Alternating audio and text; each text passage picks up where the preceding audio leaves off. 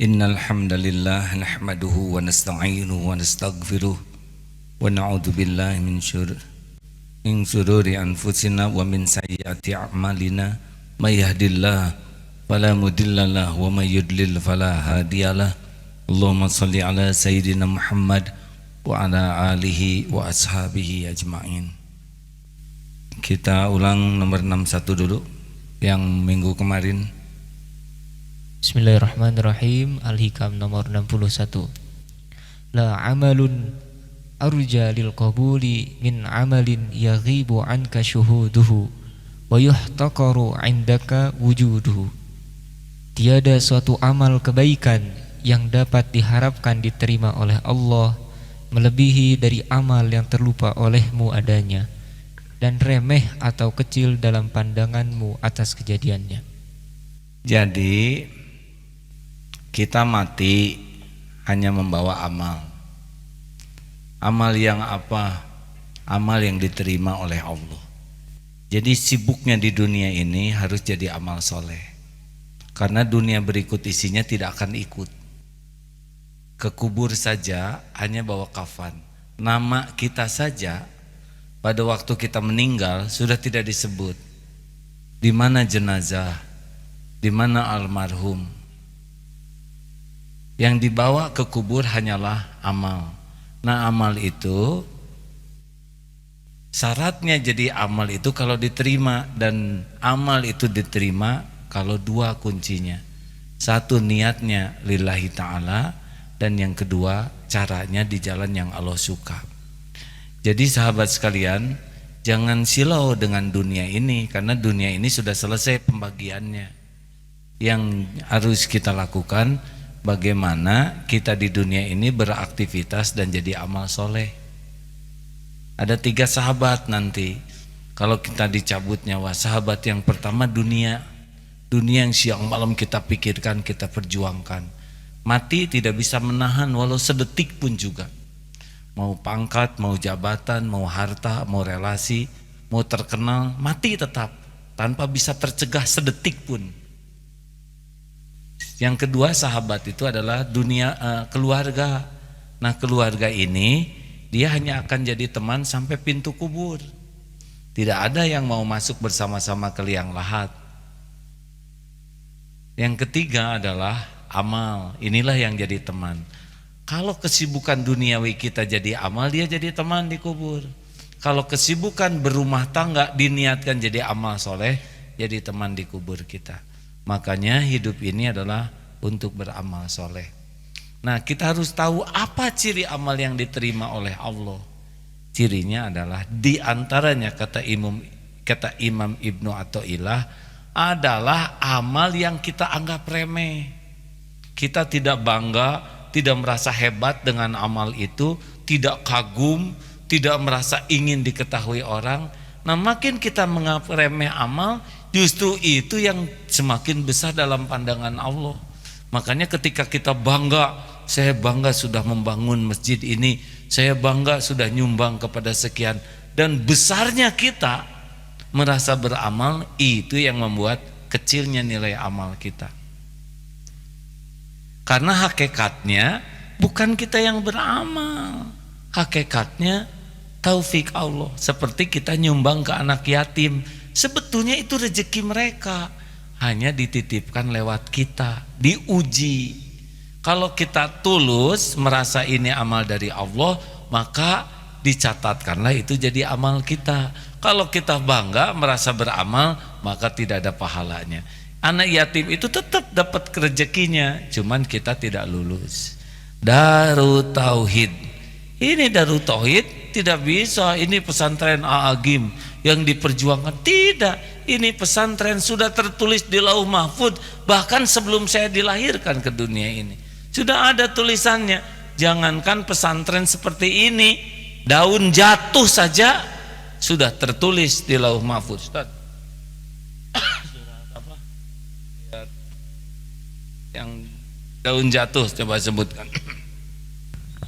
Surat Al-An'am ayat.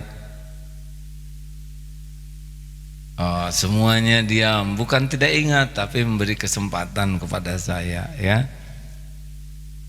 Semuanya tawadu. Kalau saya mah lupa. Nah, ayat 5 berapa? Silakan dicari. Nah, hadirin kembali ke sini, sudah jangan lihat ke sana. Jadi, wah ini Darut Tauhid sudah teman-teman berjuang. Berjuang itu amal soleh. Banyak yang berjuang lebih berat tapi oleh Allah tidak dibesarkan, tapi pahalanya besar. Ada yang berjuangnya tidak seberapa, oleh Allah dibesarkan. Nah, kalau dia merasa ini jasanya, hilang kebaikannya. Makanya jangan merasa berjasa, karena sebetulnya kita harus berjuang sebelum jadi amal. Tapi kalau sudah jadi amal menghilang, barulah dicatatkan pahalanya untuk kita. Jelas hadirin? Jadi sebelum kita harus all out, tapi kalau udah jadi pes menghilang. Ini min fadli rabbik, ini semata-mata karunia Allah. Kita berusaha menghafal Quran, kalau sudah hafal, ini semua adalah karunia Allah. Inilah keindahan Islam. Jadi tidak ada ujub, takabur, riya, karena itu tidak akan memuliakan seseorang. Nah, sekarang ciri amal yang nikmat itu pada waktu mengamalkannya aja nikmat. Ciri amal yang diterima tuh. Tapi amal yang tidak diterima, nggak ikhlas, tidak nikmat. Coba silakan.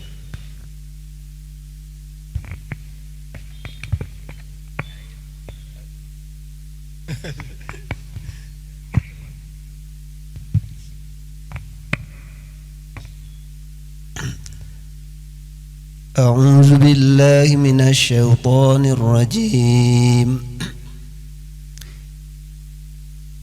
بسم الله الرحمن الرحيم.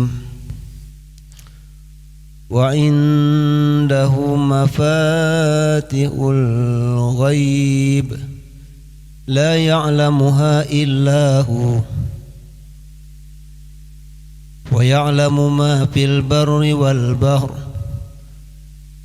وما تسقط من رقة إلا يعلمها ولا حبة في ظلمات الأرض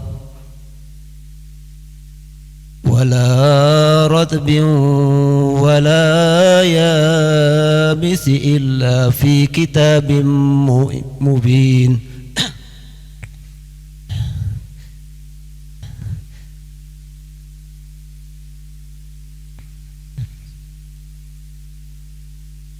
Maaf hadirin, Bismillah. baca enggak? Dan kunci-kunci semua yang gaib ada padanya, tidak ada yang mengetahui selain Dia. Dia mengetahui apa yang ada di darat dan di laut. Tidak ada sehelai daun pun yang gugur yang tidak diketahui olehnya.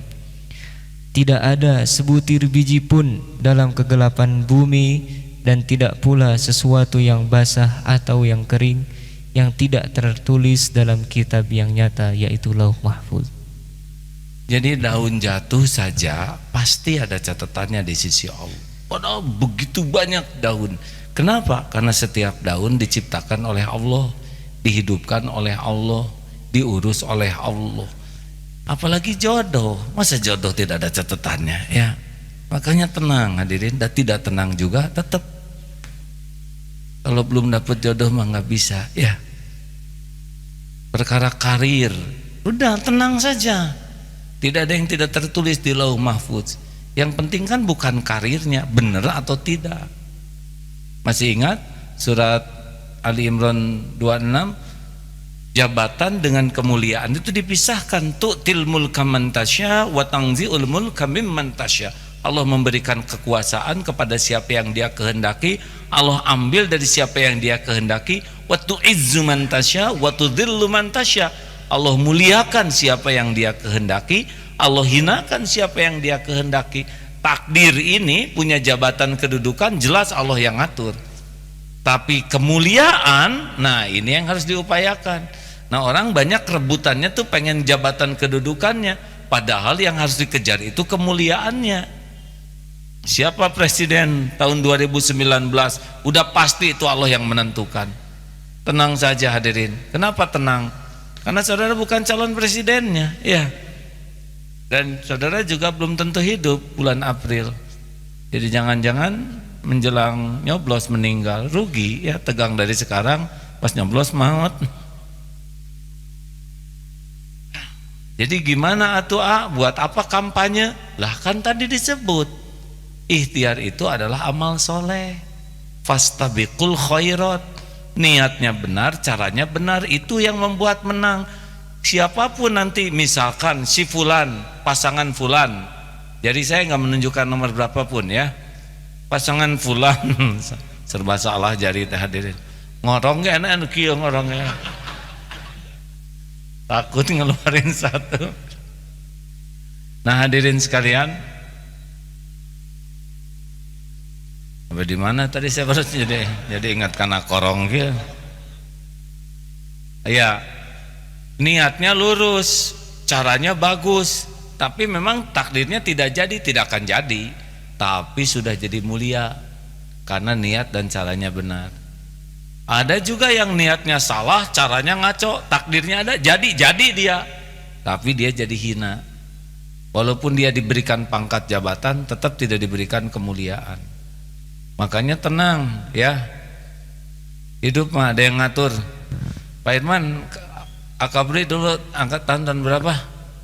93. Ade berarti saya tahun 85 dulu ya, kalau jadi.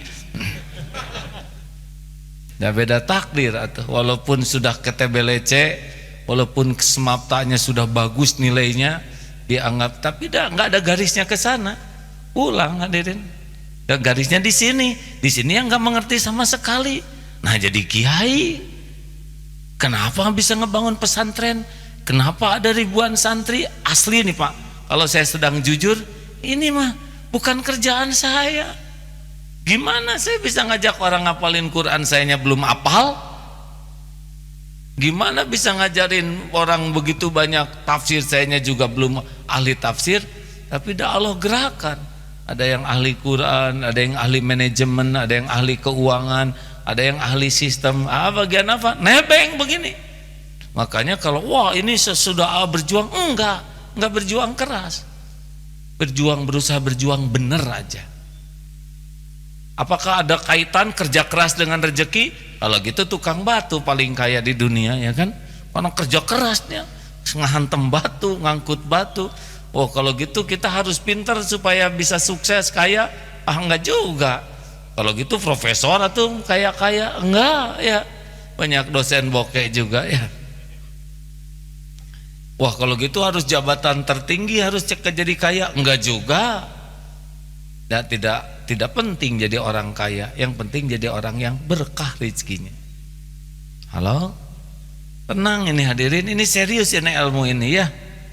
Jadi harus ingat betul bahwa ikhtiar itu amal soleh. Apapun yang Allah takdirkan, asal Allah ridho ke kita, udah puncak itu, sudah puncak ya. Wah teman-teman saya pada naik pangkat, ya nggak apa-apa, tiap orang ketemu dengan garisnya. Yang penting kita diridhoi Allah. Kalau Allah ridho, pasti bahagia. Nah, sedikit orang yang nyari keridhaan Allah, banyaknya nyari casing, makanya salah letres. Casing sudah dibagi, isinya harus kita perjuangkan. Makanya Allah Subhanahu wa taala yang zuru ila qulubikum wa a'malikum, hati dan amal. Bu, ada tamu enggak nih? Harus ada tamu supaya ada sasaran. Bu, ibu yang baik. Oh ada santri baru ya. Masak kemasan mana? Ibu-ibu masak kemasan? Ya dah nggak apa-apa. Husuan mana Bu? Ini para akhwat semuanya. Husuan mana? Dandan atau sholat? Nah, mau ngebohong nggak boleh. Husuan mana? Jujur. Kenapa dandan khusyuk, sholat kurang khusyuk? Karena dandan itu casing. Banyak yang orang khusyuk demi dilihat orang, tapi sedikit orang yang khusyuk karena ingin dilihat Allah. Nah hadirin sekalian, jadi sekarang latihan yang terpenting dalam hidup ini latihan ikhlas. Ya, dengar baik-baik. Ada 4 tingkatan amal, masih ingat? 1, tahu dengan mendengar. 2, 2, paham dengan belajar. 3, bisa dengan berlatih. 4, istiqomah dengan mujahadah. Ulangi. 1, dengan apa? 2, paham dengan. Kalau udah paham langsung bisa tidak? Beda kapling. Tahu kuda, paham kuda. Bisa berkuda beda lagi. Paham kuda juga kalau nggak berlatih berkuda nggak bisa. Mahir berkuda beda lagi. Ya, berkuda mah ada yang bisa di Salman, dituntun, tapi kan kurang wibawa. Dan yang ikhlas lebih hebat lagi, karena ikhlas tuh amalan puncaknya. Jadi tidak mesti orang yang tahu ilmu ikhlas langsung jadi ikhlas, nggak bisa.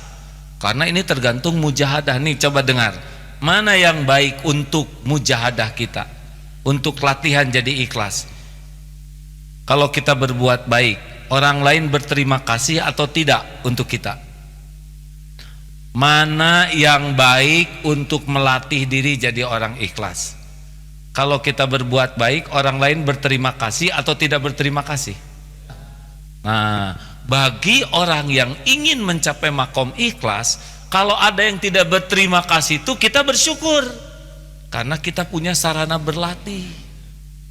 Kita berbuat, tapi perbuatan kita tidak dihargai oleh orang lain.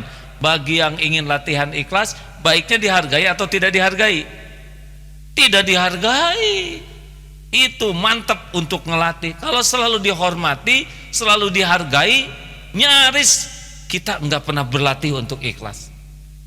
Makanya disebutkan di dalam ilmu Al-Hikam ini, bagi para murid, yaitu orang-orang yang belajar ma'rifat, kepahitan, tidak dihargai, dihina, diremehkan, sesudah berusaha berbuat baik, itu lebarannya, hari rayanya, karena di sanalah kita bisa berlatih. Tapi bagi yang cinta dunia mah sakit hati, capek saya teh gitu.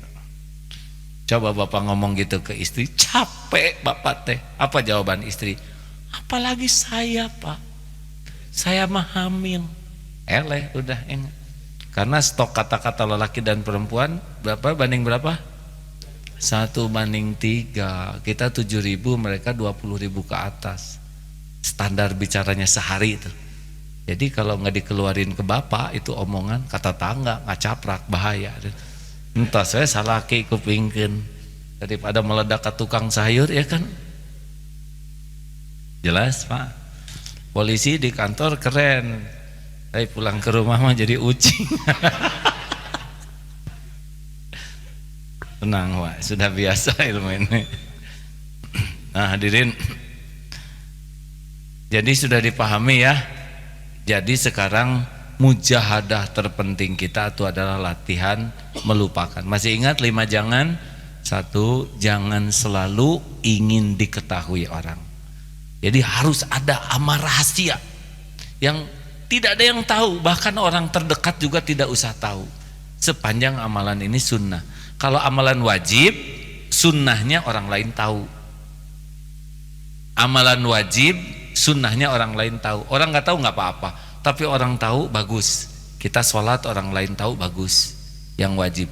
Tapi amalan sunnah, namanya juga sunnah, tidak harus orang lain tahu semuanya. Jadi harus ada sedekah-sedekah yang sangat rahasia, yang tangan kanan juga tidak tahu lah, istilahnya begitu. Harus ada amal-amal yang dicontohkan Nabi yang rahasia.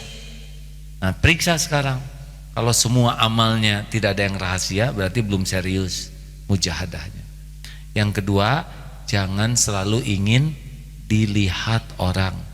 Ini saya ulangi karena banyak santri baru supaya tahu ya deh ya. Tidak harus semua amal dilihat. Tadi diketahui. Yang kedua dilihat. Gampang ngetesnya.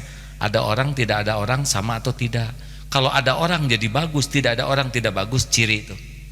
Kita masih menuhankan penilaian orang. 3, jangan ingin dipuji. Nanti rasa-rasakan. Kalau dipuji semangat, tidak dipuji tidak semangat, dicaci patah semangat, ciri-ciri nggak ikhlas. Orang ikhlas mah nggak ngepek, puji, caci, ember jatuh, sami wae. Kalau robek di sini karena dihina orang, nah berarti kita masih mengharap-harap pujian. Kalem aja. 4, jangan ingin dihargai. Apa bedanya dihargai dengan dipuji? Kalau dihargai itu diperlakukan spesial. Nih, para tokoh, para pimpinan sesepuh tadi juga datang ke sana. Hadirin sekalian, telah hadir bersama kita. Dihargai. Pintu dibuka, wah dihargai. Ini teh cobaan berat. Jangan menikmati dihargai. Mau tahu caranya supaya tidak menikmati dihargai? Orang menghargai nggak apa-apa. Pas kita dihargai, langsung ingat aib dosa yang ditutupi Allah. Saya teh sebetulnya ahli maksiat, sholat nggak bener. Tidak usah ngomong atong gitu, nanti juga itu namanya tawadu palsu. Dia pura-pura rendah hati pada ngangkat diri. Dah di hati aja, ya ujian. Terakhir, jangan ingin dibalas budi. Lakukan, lupakan. Perlukah kita mengingat-ingat kebaikan kita? Jawab. Perlu menyebut-nyebutnya? Perlu nuntut orang lain berterima kasih? Tidak perlu. Lakukan saja. Allah pasti melihat semuanya. Nah, itulah mereview yang kemarin. 1 nomor terakhir, ini nomor 62. Bismillahirrahmanirrahim. Innama awrada 'alaikal warida litakuna bihi 'alaihi waridan. Sesungguhnya Tuhan memberikan kepadamu warid, yaitu ilmu pengertian atau perasaan dalam hati, sehingga mengenal dan merasa benar-benar akan kebesaran karunia rahmat Allah, hanya semata-mata supaya engkau mendekat dan masuk ke hadirat Allah. 63. Awrada 'alaikal warida liyatasallamaka min yadil aghyari wa liyuharriraka min rikil athari. Allah memberikan kepadamu warid itu semata-mata untuk menyelamatkan engkau dari cengkraman benda-benda dan membebaskan dari perbudakan segala sesuatu selain Allah. Jadi warid itu, Pak, di hati ini ada keyakinan ke Allah. Kenapa Allah tiba-tiba membuat hati kita yakin? Ya diantaranya supaya kita jadi tertariknya ke Allah terus dan tidak tertarik oleh dunia ini. Dunia ini menarik ya, cuman nanti tidak akan memperbudak dia. Misal punya sesuatu, ya udah seneng, tapi sesuatu ini nggak ada atau disedekahkan, dia tidak merasa kehilangan. Karena banyak yang melekat di hatinya itu selain Allah. Lihat ini, kalau nyender begini apa yang ditakuti? Aduh, kayak, nih, kalau nyender begini apa yang ditakuti? Takut kursinya diambil, ya, jadi tengkurap. Nah, orang itu kalau nyender kepada selain Allah pasti banyak takutnya. Ada yang takut pensiun, pasti sandarannya gaji. Ada yang takut mutasi, karena sandarannya jabatan. Ada yang takut tua, karena sandarannya penampilan. Bu, ibu, jangan takut tua, ya bu. Tahu kenapa? Karena udah jadi, ya, asal. Gak boleh nyindir ibu-ibu. Jangan takut jadi tua, kan udah jadi, ya tenang. Jangan takut ubanan, nikmati jadi tua tuh. Karena mulia mah bukan dari casing, dari isi. Kecuali orang yang casingnya tua, kelakuannya jelek, itu udah gak ada yang tersisa. Nah, hadirin sekalian, karunia Allah adalah kalau kita melihat duniawi ini tidak mempesona. Jadi kalau lihat harta biasa ya. Karena prinsipnya manusia kan cuman asalnya setetes mani, ujungnya jadi bangke, maaf ya, kemana-mana bawa cuman itu. Jadi tidak ada lagi kalau hanya ngandelin casing ya cuman segitu-gitunya. Nah, mudah-mudahan mulai sekarang lihat dunia ini biasa-biasa saja ya. Dunia ini milik Allah, dibagikan kepada siapa yang Allah kehendaki, diambil oleh Allah, ditahan oleh Allah. Kita mah ikut ikhtiarnya jadi amal soleh, dikasih alhamdulillah, ditahan juga alhamdulillah. Kalau diambil ya tidak apa-apa, semuanya ada waktu-waktunya. Karena rezeki kan cuma 3, yang dimakan jadi kotoran, dipakai jadi usang, dan yang dinafkahkan di jalan Allah. Tenang hadirin, jangan terlalu sama dunia teh, relax saja ya. Kita belajar banyak dari para koruptor itu, dan mereka tidak menikmati apa-apa, betul? Pak, itu yang ditangkap polisi kan mereka mah nggak menikmati ya, benar kan Pak? Disimpan di bank, disembunyikan pakai nama orang lain. Villa koruptor itu kan yang menikmati siapa? Pembantunya, mamang dan bibi. Kenapa bibi seger terus, fresh? Karena tiap hari dikasih bunga mawar oleh mamang. Lari di taman bunga, sejuk, nggak berenang, aduh indah hoy.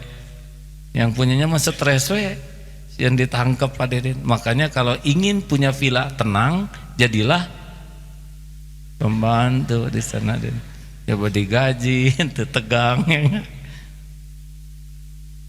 Hadirin sekalian, itulah ilmu tentang bagaimana supaya hati ini tidak melekat dengan dunia. Ada pertanyaan silakan. Ya. 3 pertanyaan cukup. Sesudah ini kita akhiri, dan sesudah ini kita mulai tasmi Quran. Siapa yang pembaca pertamanya? Ustadz Yusuf, berapa juz? 5 juz sampai maghrib itu cukup? Ya. Jadi jangan sampai salah ya, Al-Quran itu 30 juz. Kan ada di Afrika seorang menteri yang rajin ke pesantren menjelang pemilihan. Ini berapa? Alhamdulillah anak ini sudah 10 juz. Bagus, tingkatkan. Lalu yang ini udah 20 juz. Luar biasa, tingkatkan. Yang ini 30. Sudah 30, terus tingkatkan, lebih banyak lagi. Dasar terang ngaji hadirin. 30 teh udah puncak. Langsung bengong kiai itu menteri teh liar hadirin. Mau berapa juz lagi dia? Ya Dek. Tes. Assalamualaikum warahmatullahi wabarakatuh.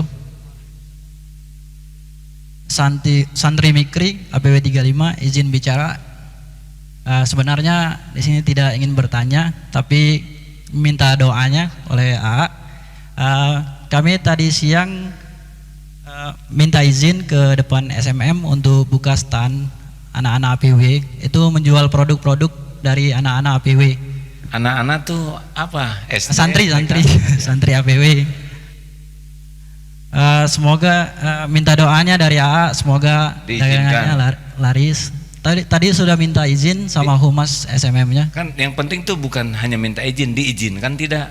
Diizinkan tidak sama kalau di situ sudah sama humasnya sudah. Ya. Sama Kang Dadang juga supaya sudah. Barokah ya. Seperti saya mau sama istri yang soleha, yang cantik, yang pintar. Kan masalahnya bukan saudara yang mau, dianya mau tidak gitu ya kan. Ya udah nggak apa-apa. Jadi ini hanya minta doa. Ya terus ini mau bagi produk dari APW. Iya, manfaatkan saya buat iklan Pak ya. Barisaan ini. Buat buka puasa. Oh gitu. Ini teh produksi apa? Dari santri ya. Alhamdulillah. Cara memakannya sing sabar katanya. Itu nama produknya. Oh, kenapa nama produknya sabar? Sabar. Salad buah dan segar. Terus itu sebagai penyemangat kalau kita berdagang kan ke calon pembeli, atau bila kita ditolak, kita kalau kita nggak sabar, malu sama produk yang dijual. Soal mereknya sabar. Gitu. Jadi akal-akalan ya. Ini salah satu teknik promosi yang paling gampang, memanfaatkan kiai hadirin. Saya kan mau tidak mau ngangkat ya, terus promosi gitu kan. Tidak ngadalin kiai hadirin. Untung nggak dipotret, hanya di film, ini lebih kekal hasilnya. Terima kasih. Kenapa 2? Itu ada yang satu pakai pepaya, satunya nggak pepaya. Soalnya customer kebanyakan nggak suka pepaya, ada yang suka gitu. Oh, saya kira karena amanah saya 2, ini 2 anak. Saya jadi nggak kebagian ya. Bisaan. Terus di sampingnya itu ada kontaknya juga. Oh. Aduh, ya teh hukumna kumaha ya teh. Masa kajian al-hikam jadi dagang salad ada. Salah kita ngajarinya kurang lengkap nih Ustaz. Coba dicatat para dosennya ini. Jangan memanfaatkan kiai dalam kajian resmi gitu ya. Terima kasih Dek, semoga berkah. Sama-sama. Alhamdulillah. Berapaan emang ini harganya? Aduh, itu kajian marifat Dek. Cik bebenah nanti saya juga mau dua-duanya. Punten. Terima kasih. Ya, sama-sama. Assalamualaikum warahmatullahi wabarakatuh. Waalaikumsalam warahmatullahi. Nah, ini ikhtiar ya. Perkara laku tidak laku sesudah ini terserah Allah. Ya deh ya. Saya doakan mudah-mudahan sing banyak yang beli puas gitu. Ya. Ya, penelpon selanjutnya. Ada lagi? Alhamdulillah tidak lagi yang nanya nih. Ya. Silakan. Dua lagi ya supaya ganjil. Assalamualaikum A. Waalaikumsalam warahmatullahi wabarakatuh.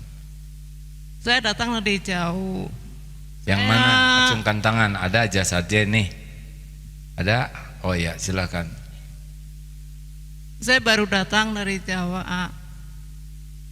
Saya salah satu penerima SMS. Cuma pengen tahu yang nulis SMS Tauhid AA sendiri atau bodyguard AA belakang. Bodyguard. Apa urusan SMS Tauhid dengan bodyguard? Enggak, masalahnya gini A. Sekian waktu yang lalu kan A pernah ceramah, saya dengar gitu. Siapa yang mau ketemu? Siapa yang mau rezeki gitu? Mau nggak ketemu jam 3 malam gitu kan, dulu pernah gitu sekilas saja gitu. Nah, saya kedatangan tamu gitu malam-malam di HP. Terus mengganggu pikiran saya. Saya pengen minta waktu AA untuk membahas ini, bisa nggak A?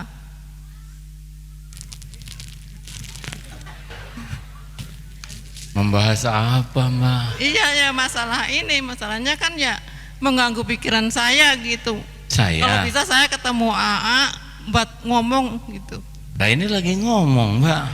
Ya ngomong nggak di depan orang banyak begini. Masalahnya kan di HP itu tulisannya agak mengganggu pikiran saya. Saya nggak mungkin ungkapkan di sini gitu. Oh, siapa itu yang nulisnya? Kelihatannya bodyguard, masalahnya saya nggak punya bodyguard Mbak. Mbak, SMS Tauhid itu sudah lama tidak ada. Kan ada itu yang SMS, yang suruh telepon gitu Pasti kan bukan. SMS Tauhid saya pernah nggak ini ikut lagi. Terus kan ada lagi.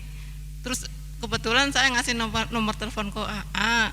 SMS itu datang lagi gitu. Ya gini aja Mbak, bahwa SMS itu sudah tidak ada. Kalaupun ada yang melakukan pasti bukan saya. Dan juga bukan body apa tadi?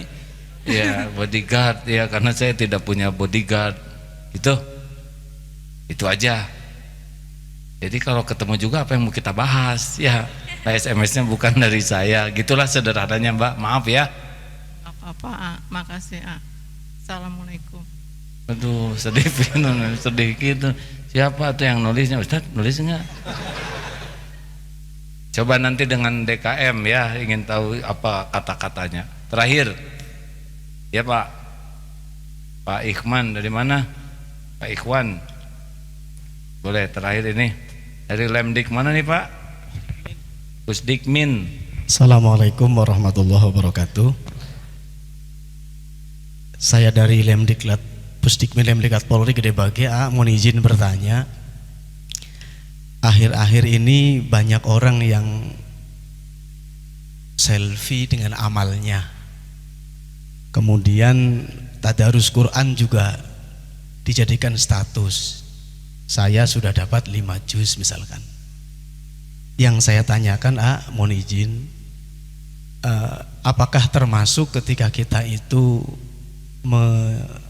mengupload amaliyah-amaliyah yang sifatnya harusnya off the record tapi menjadi konsumsi umum, apakah itu dapat merusak amal? Kemudian ya memang mereka dengan dalih membuat semangat orang lain katanya. Ya, Terima kasih. baik. Assalamualaikum warahmatullahi wabarakatuh. Waalaikumsalam. Kalau kita membaca yang begitu, cari 1001 alasan berbaik sangka.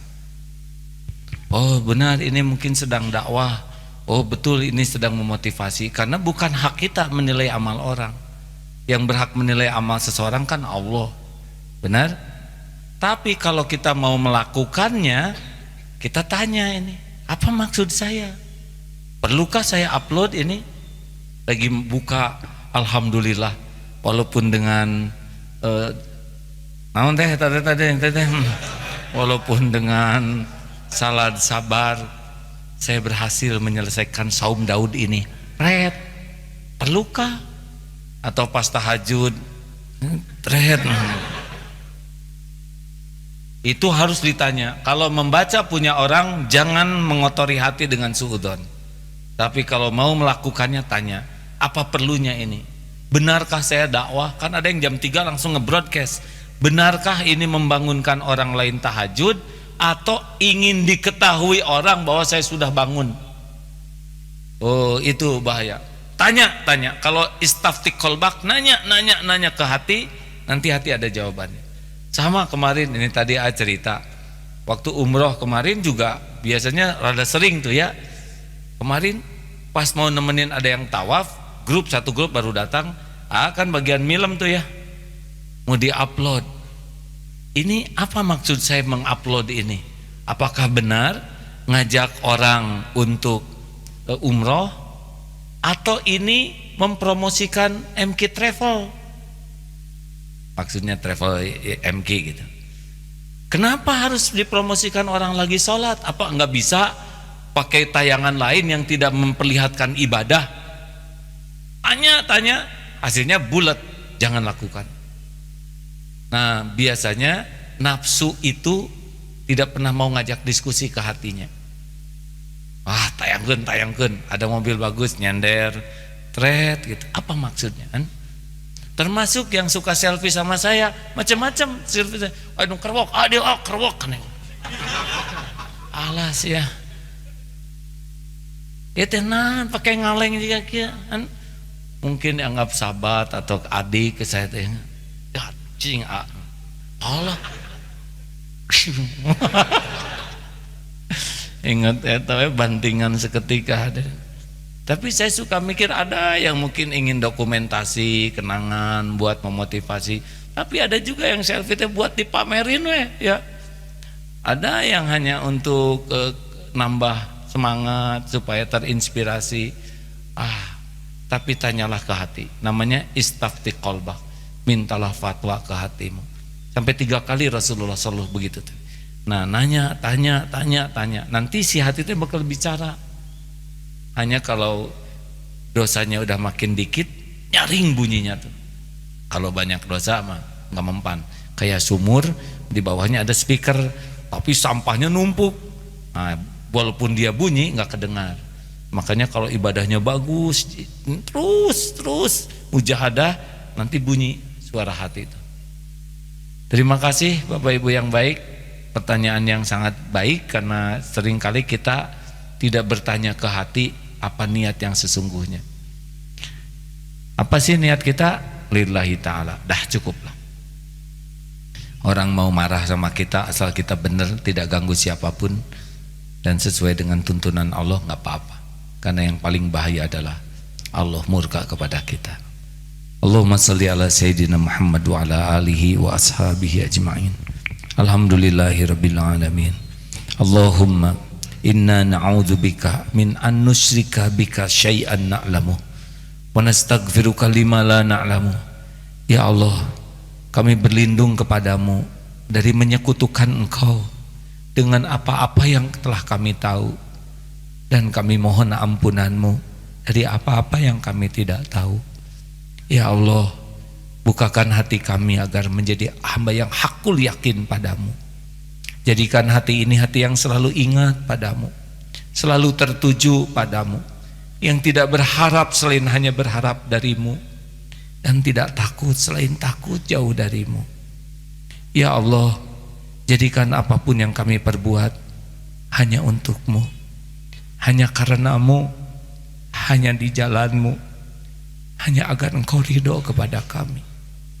Allahumma inna nas'aluka ridhoka wal jannah wa na'udzubika min sakhatika wan nar.